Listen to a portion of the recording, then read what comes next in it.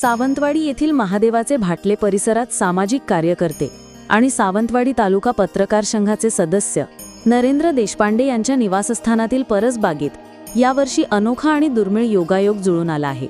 त्यांच्या बागेत एकाच वेळी तब्बल 15 ब्रह्मकमळे फुलली आहेत। एरवी क्वचितच दिसणारे हे पवित्र आणि सुंदर फूल एकाच वेळी इतक्या मोठ्या संख्येने बहरल्याने परिसरात आश्चर्य व्यक्त होत आहे। नरेंद्र देशपांडे यांनी या विलोभनीय दृश्याचे फोटो आपल्या कॅमेऱ्यात कैद केले आहेत। ब्रह्मकमळांचे एकाच वेळी फुलणे हा निसर्गाचा अद्भुत चमत्कार मानला जातो आणि देशपांडे यांच्या बागेतील हा अनोखा नजारा सध्या सर्वांचे लक्ष वेधून घेत आहेत।